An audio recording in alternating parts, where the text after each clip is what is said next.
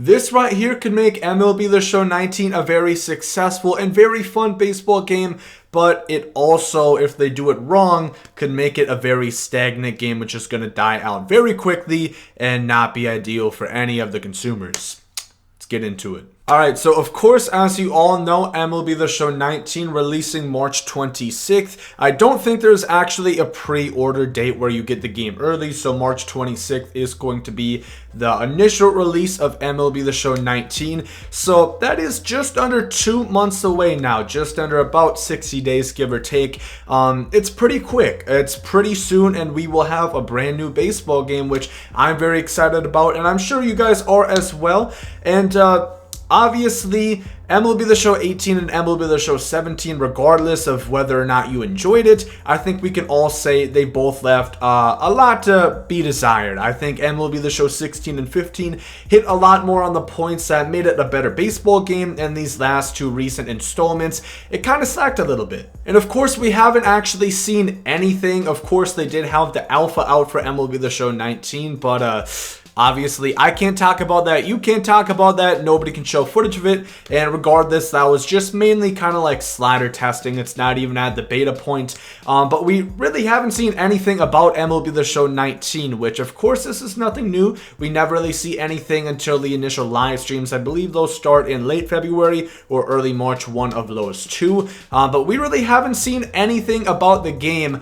And it kind of, I'm kind of starting to think and starting to wonder how this will be dealt with. And of course, what I'm talking about is the content and just how well the developers and the whole team kind of listens and how they really are concerned about our feedback and making a good product of this game. Of course, in this video, I will be mainly discussing the mode of Diamond Dynasty, as that is technically, it's not their most played game mode. Their most played game mode is Road to the Show, but obviously you guys can tell the game mode that they focus mostly on is Diamond Dynasty. And if you don't know why I'm making that, obviously it's because that's the mode that makes the money, and that's the way sports games are going this this decade, and it's been that way for quite some time. So if you don't like it, you can talk to them about it, but unfortunately, especially MLB The Show, they haven't really added anything to like franchise or offline game modes. Hopefully that is different this year, and hopefully I can have some news to bring towards you guys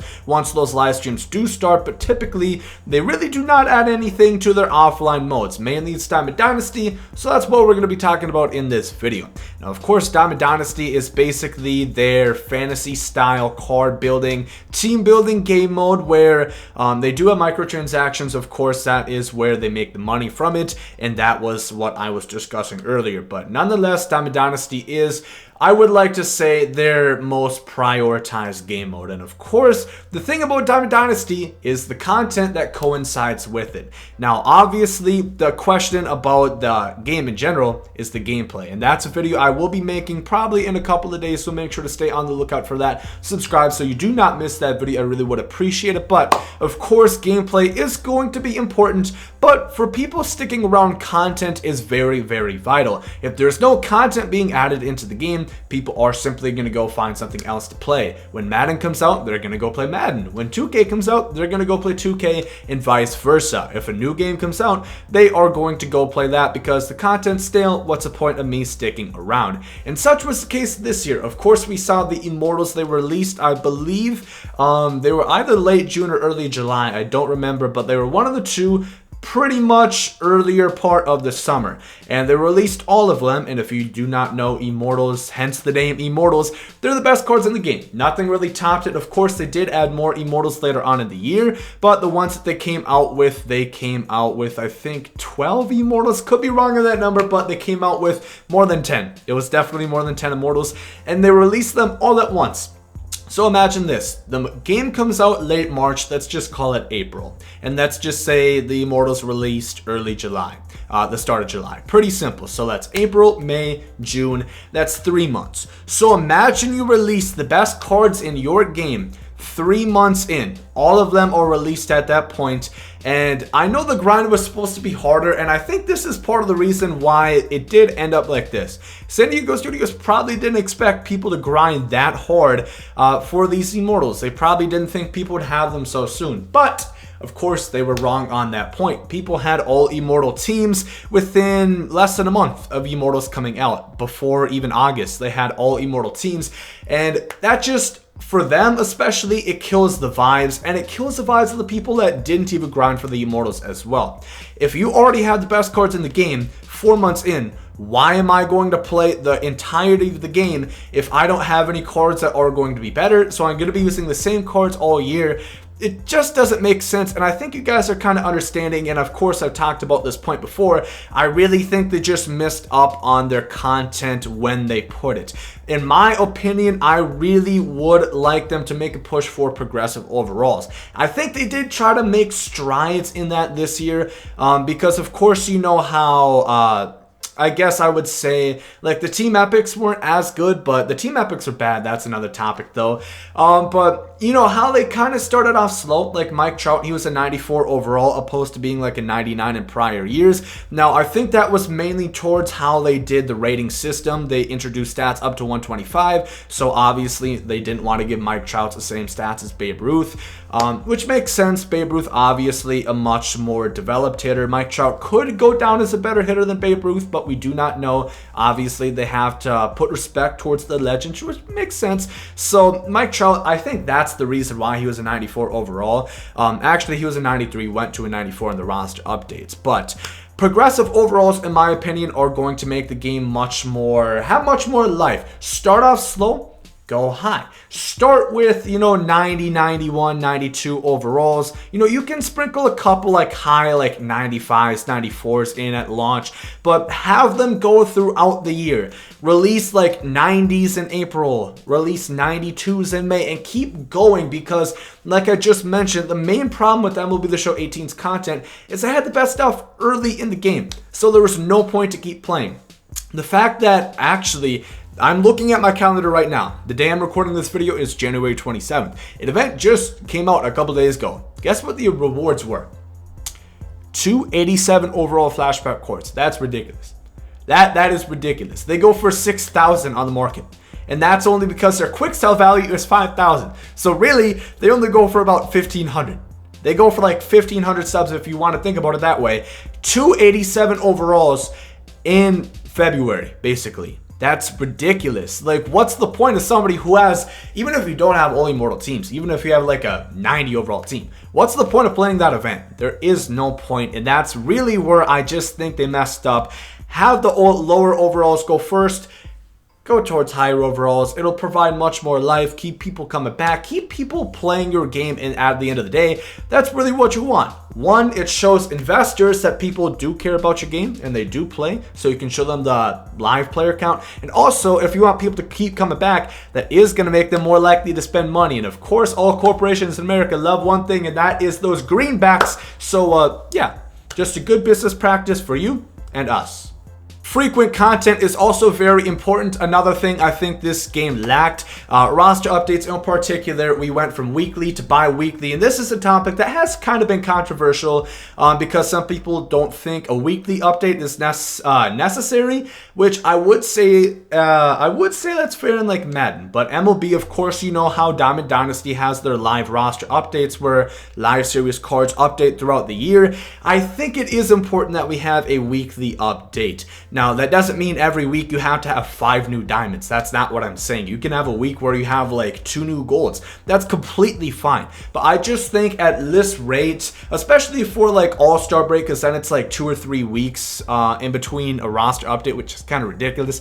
So I just wish if you went back to weekly, I would appreciate that. Everybody loved it in 17, 16, 15, and beforehand when you guys did that. Obviously, I know it is a smaller dev team, and at the end of the day, it does all have to do with dev time. Of course, they don't have a huge team like EA's Madden or 2K or FIFA or Hut, Lut, Fut, and Mutt, and Ut. So you do have to keep that in mind, but definitely they were able to keep it beforehand.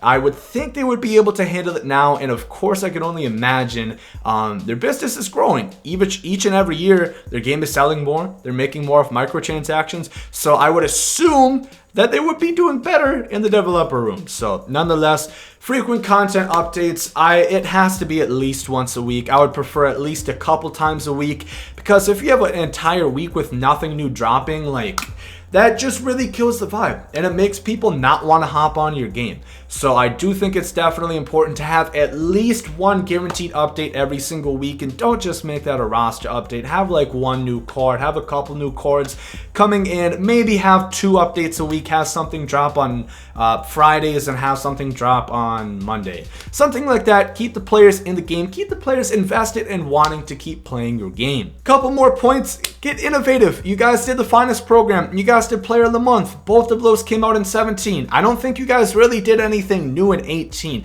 I guess you did the equipment collector. Actually, no, those were in 17 and 16. My bad. Get innovative. Don't just stick with the status quo. Do something different.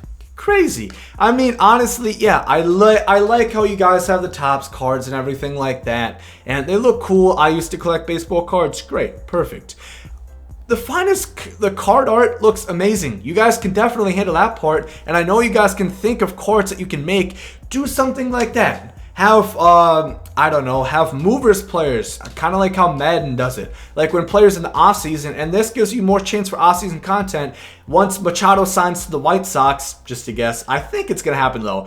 Have a Machado mover card with the White Sox, have it be like a 97, 98 overall. For fun, it's the end of the game. Get innovative, think of some new stuff. Think outside the box, because at the end of the day, this is a fantasy style game mode, which I think people forget that sometimes. This is basically fantasy baseball, somewhat, on a video game. So, you know, just get innovative. If somebody throws a perfect game, if like a 80 overall live series throws a perfect game, give him a 90 overall card to reflect and reward him.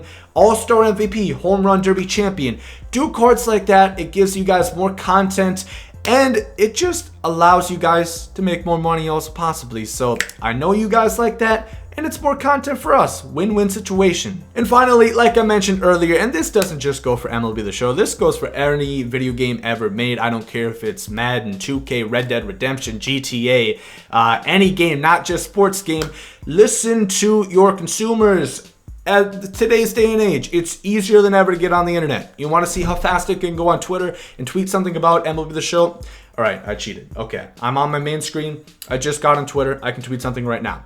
Twitter, Reddit, their forums. Use those resources and listen to what the people are saying, because at the end of the day, these people know your game probably just as well as you do as developers or people that are working with the game. Listen to the feedback of the community, because these are the people that you are selling your game to. If you don't listen to them and you aren't making them happy, wanting to buy your game, then you're going to fail as a company. That's just plain and simple. Like I said, that doesn't just go for MLB The Show. That goes for every single video game. Listen to your consumer base. You guys can think of some ideas. Don't have such like a high ego or pride that you guys have to think of everything off top. Have everything thought of by yourself. Listen to the community. They have a lot of good ideas that you guys can implement, and I think that would make the game, once again, have a better, enjoyment, satisfaction rate for us, and also more opportunity for you guys to make more money through sales, whatever. It's a win-win situation, and I can't stress that enough. Both sides are going to benefit here, so that is why I really think if they make the content good, if they make it frequent, if they do it right, kind of like how they did in 16, but even ramp it up. You guys have a bigger developer team. I know you do. And just listen to the community. At the end of the day, they do know a lot about your game, so it can be a really fun experience. I have a lot of high hopes for MLB The Show 19.